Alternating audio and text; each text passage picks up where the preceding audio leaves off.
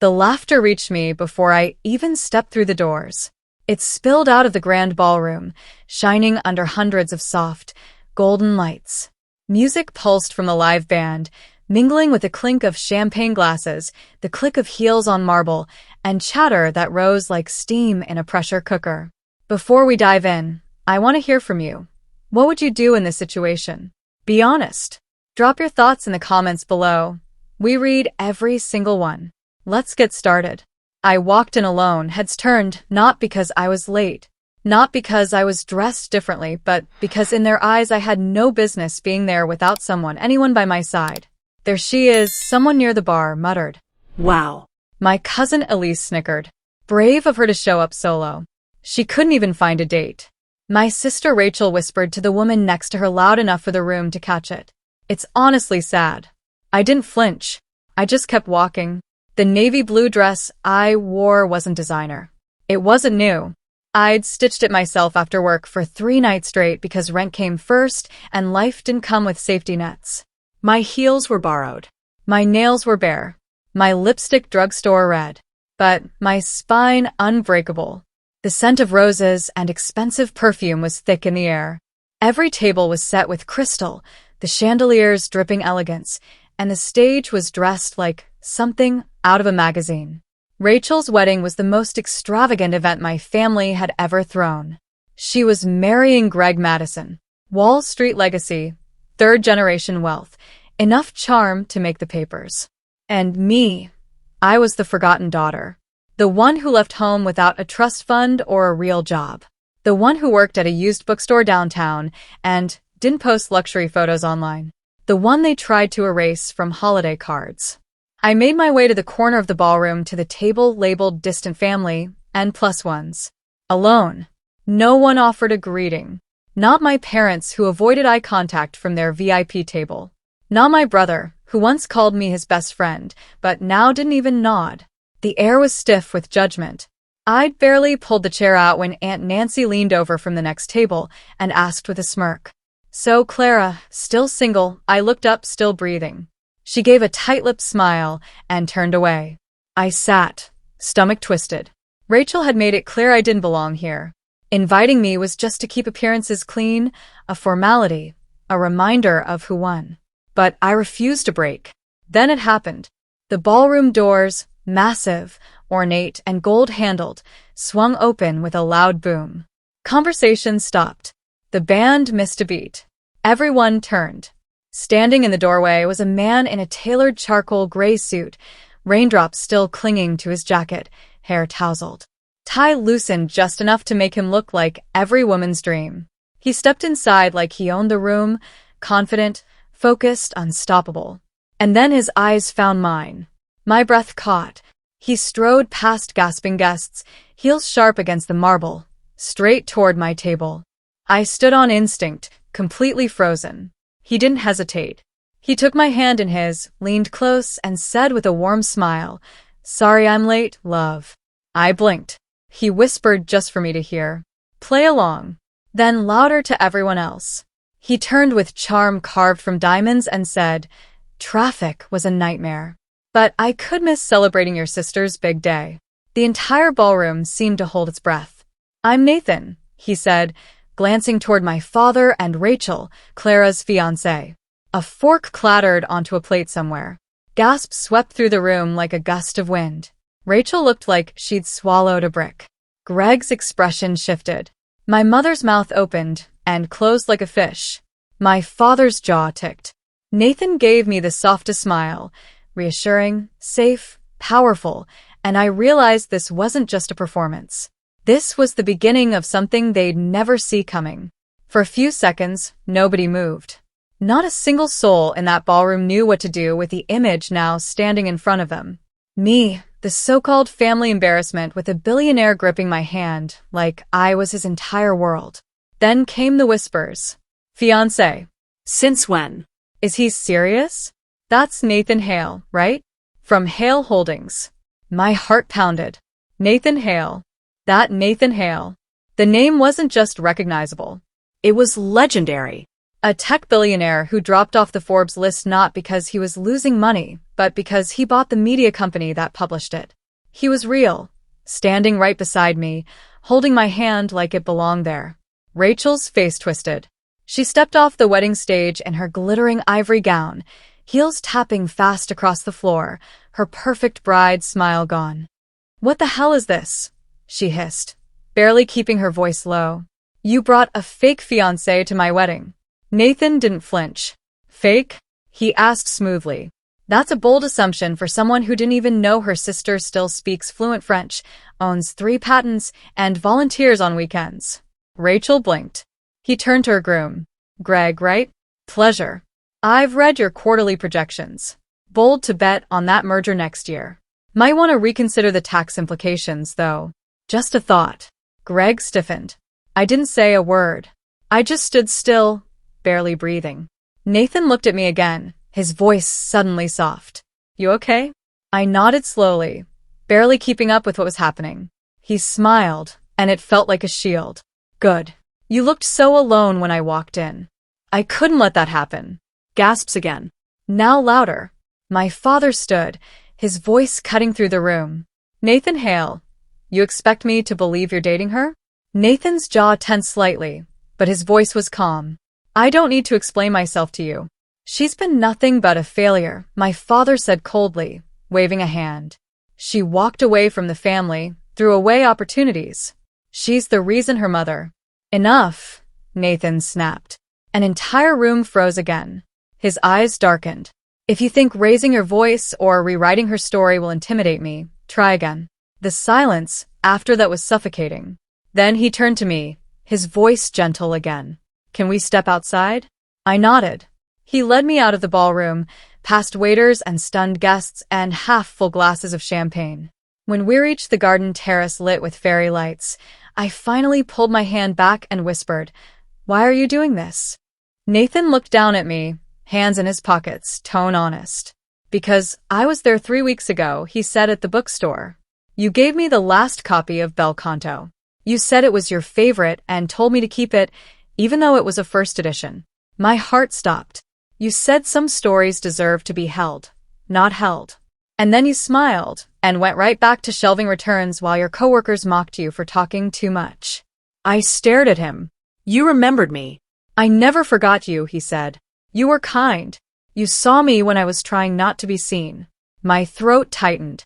"I looked you up later," he continued. "Saw what your family said about you." "I didn't like it. When I found out your sister was getting married tonight, and your name was on the guest list alone, I knew I had to be here. I couldn't breathe. But this the way they treated you in there," he said, voice now trembling with anger. "That wasn't okay. They needed to know your worth, and I wanted to be the one to remind them." Tears burned behind my eyes, not because I was sad, but because someone finally saw me and believed in me without asking me to shrink first. Nathan smiled again gently this time. "So, should we go back in?" I looked at him. "Yeah," I said, studying my voice. "Let's give them something to really talk about." We re-entered the ballroom hand in hand. And this time, I wasn't invisible. The energy had shifted. People whispered, but not with mockery. This time it was fear, confusion, and curiosity. Nathan led me past the tables like we were royalty walking through a foreign court. I could feel the eyes of every relative who had once called me directionless or a waste. They stared now, unsure whether to smile, look away, or apologize. None did. Rachel stood on the stage, fuming. Her dress shimmered under the lights, but her expression was dark.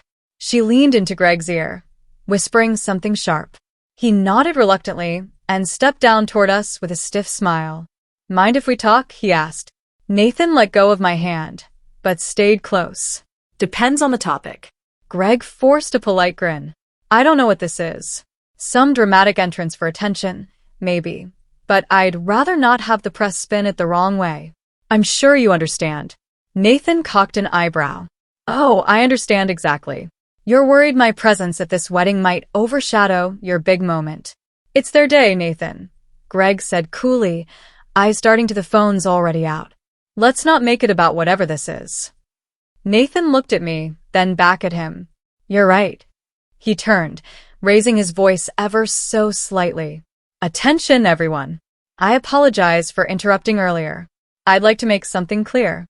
The room went still again. I'm not here to cause a scene, he said, but I also won't stand by and let Clara, my fiancée, be humiliated for showing up with dignity while the rest of you whispered like high schoolers behind cafeteria trays. Dead silence. He smiled faintly. But don't worry, I'm not staying long. I've already seen enough. And just like that, he offered me his arm again. We turned to leave, but Rachel wasn't done. Oh, please, she spat from the stage, finally breaking. This is just some pathetic stunt. He's not your fiancé. You probably paid him. That stung.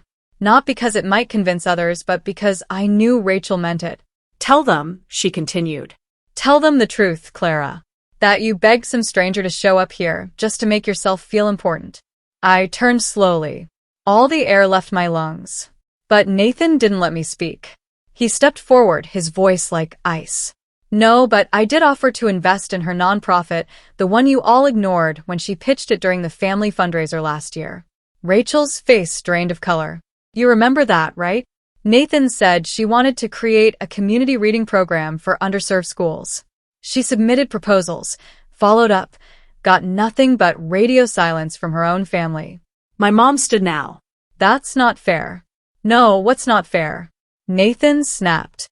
Is watching a woman you claim to love sit in the back row while you all play perfect up front. The room shifted uncomfortably. People looked away. Some sat down again. Others pretended to sip drinks just to avoid the tension. I stepped forward then. I didn't ask him to do this. I said softly. I didn't ask for attention. I just showed up because I thought maybe being here meant I still belonged. I looked right at Rachel, but I was wrong. She opened her mouth, but I held up a hand. No more fake smiles. No more pretending this family didn't turn its back on me the second I didn't fit your mold. The lights felt hotter. My voice felt stronger. So, you can keep your perfect wedding, your cold congratulations, and your shallow whispers. But I'm done shrinking to make room for your egos. And with that, I turned to Nathan. Let's go. The ballroom doors closed behind us. A second time. But this time, I didn't feel small. I felt free. We didn't speak until we were back in Nathan's car, a sleek black Aston Martin parked beneath the glowing awning of the Grand Lexington Hotel. The moment the door shut, sealing us away from the cold eyes and champagne-soaked whispers, I finally exhaled. I can't believe you did that, I said, half in awe, half in shock. That you showed up, that you knew. Nathan glanced over, his face soft now. I didn't know what I'd walk into, but I felt it that day in the bookstore, like you were fighting to stay visible in a world that kept trying to erase you. I swallowed, emotions catching in my throat. It's been like that for years. He nodded. I know. His voice was quieter now, sadder. He shifted in his seat, running a hand through his hair. Clara, there's something else I didn't tell you. I blinked. What? He pulled out his phone, tapped a few times, and turned the screen toward me. It was a photo, blurry, slightly tilted, but it was me taken from inside the bookstore. I looked confused. I didn't take it, he said. My assistant did months ago. He paused. She was researching potential hires for a foundation I'm starting quietly. One of the staff had read a piece you wrote on literacy access. Your name kept popping up. I visited the store to meet you casually. No agenda, no strings. But then when you handed me that book and smiled at me like I wasn't a stranger, I knew I didn't just want to work with you. I stared at him. I wanted to know you. Silence, thick, real. You came to see me. I didn't mean to lie, he said. But after today, it felt wrong not to tell you. I didn't want you thinking this was some pity stunt. I looked out the window, rain starting to miss the glass. It wasn't pity, it was protection. A kindness I didn't know how to accept because I'd never been shown it this way before. I turned back to him. You said something back there about my nonprofit idea. How did you even know about that? He smiled a little. I told you I read everything. I blinked, stunned. You actually read the proposal? All 42 pages. My hands trembled. I'd poured every piece of myself into that project. Spent nights sketching out models, researching funding gaps, pitching it to my family only to be laughed off the porch. I want to fund it, he said softly. Not just because it's good, but because you are. My throat tightened. You don't even know me. I know what it feels like to be invisible in a room full of people who only see what they want, he said. And I know what courage looks like when it walks into a ballroom alone, wearing borrowed heels and dignity like armor. The tears came then, not because I was sad, but because for the first time in my life, I felt seen. He reached for my hand, his grip warm and steady. But Clara, he added, if we do this, your foundation, your work, it's got to be yours fully. I don't want headlines. I don't want press. I just want to be the guy who stands behind the woman who changed everything. I laughed through the tears, shaking my head. You're unbelievable. No, he said, smiling. I just believe in you. We sat there for a long moment, rain tapping gently on the windows, city lights reflecting off the windshield like stars. Then my phone buzzed. I checked it and froze. It was a message from Rachel. You think this is over? That stunt might have worked tonight, but don't forget I know who you really are. My heart twisted. I showed it to Nathan. He read it, then calmly took my phone and placed it face down on the console. She's afraid, he said. And people who are afraid lash out. I nodded slowly. She's going to try and destroy me. Nathan leaned closer. Then it's time, he said, voice low. You stopped letting her win. The next morning, Rachel's text wasn't just a threat. It was a warning. By noon, posts were swirling online. A few old photos from my college dropout year. A missed article headline from a blog I never approved. Someone even claimed I was faking the engagement for money. Rachel had clearly gone all in. Nathan didn't say much. Instead, he made a quiet call. 2 hours later, I stood behind him at a press conference in a midtown hotel lounge, too shocked to speak. And for the record, Nathan said into the mic, calm and precise, this woman is not only my fiancée, she's also the founder of a fully funded national reading initiative that launches next month. And she doesn't need my name. She has one. It's Clara Link. The cameras flashed. Reporters leaned in. Rachel's digital smear campaign obliterated. That night, I went home to my tiny apartment, not a penthouse. I made tea. I sat in silence. And for the first time in years, I felt proud. I wasn't just someone's +1 or someone's shadow or someone's failure. I was me. When Nathan showed up outside my door later holding that same first edition book, he smiled softly and said, I told you some stories deserve to be held. This time I believed him, and I believed in myself. The girl who walked into the wedding alone never walked alone.